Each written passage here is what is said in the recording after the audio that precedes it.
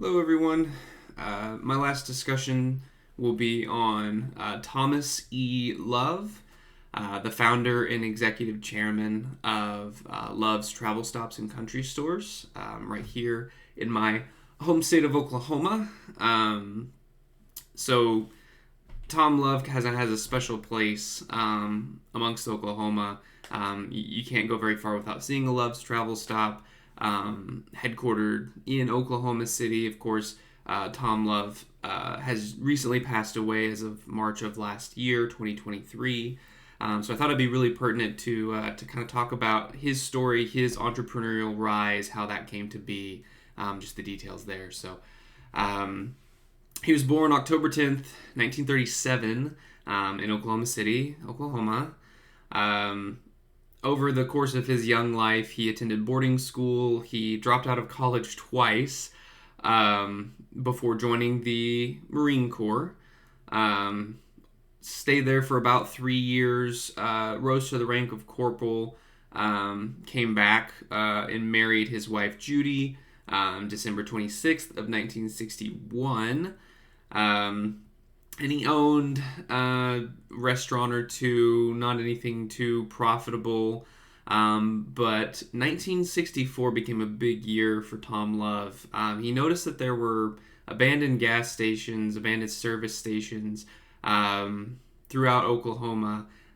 So what he and his wife decided to do in January of that year, 1964, they leased their first self-service gas station in Watonga, Oklahoma, and that also in that same year, Tom secured a $5,000 investment from family members to then found the Love's Travel Stop and Country Store company. And over the course of the next 10 or so years, he opened more than 40 different service stations, gas stations across the state. But then 1973, OPEC, the Organization of Petroleum Exporting Countries, levied an oil embargo against the United States, which could have been a kind of a nail in the coffin for Tom Love and his gas stations. But what does he do? He innovates. So Tom Love actually pioneered the first kind of combination convenience store gas station concept, as well as adding 24-hour availability operation as far as the convenience store side and self-service pumps.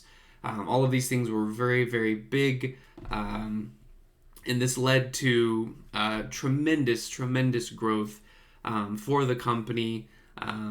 Love's Travel Stops is now the leading travel stop network in the United States with 644 locations in 42 different states.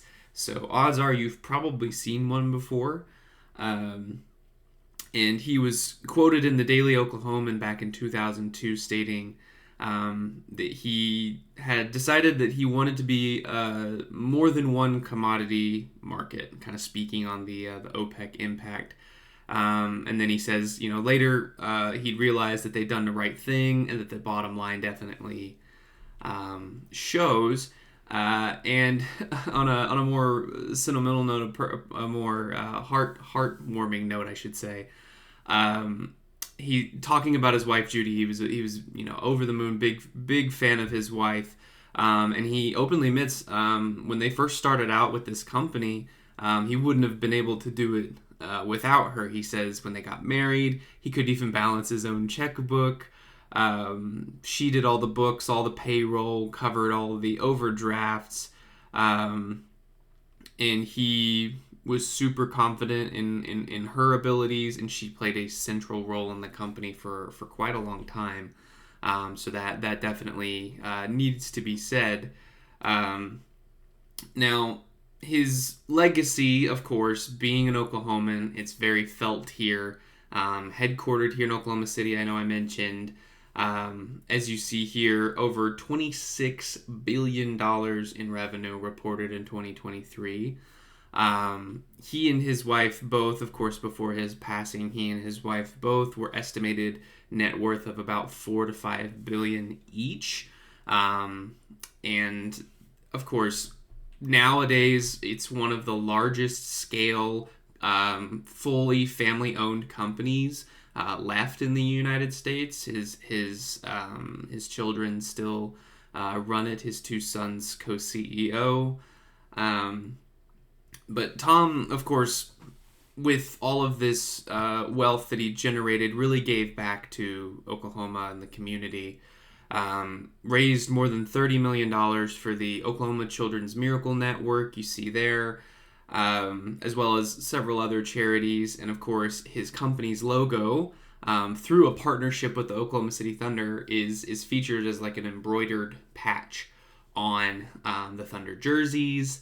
It's plastered throughout the arena. The 300 section upper bowl of the arena is called Loud City Loves Loud City, and it's probably the most raucous portion of the arena. So his impact is definitely felt to this day within the state. And then, of course, looking across all of the different locations of the Love's travel stops, you can definitely see how this entrepreneur, Tom Love, really kind of came up right after, the post-war era there in the 20th century, really expanded and kind of created this empire with the gas stations.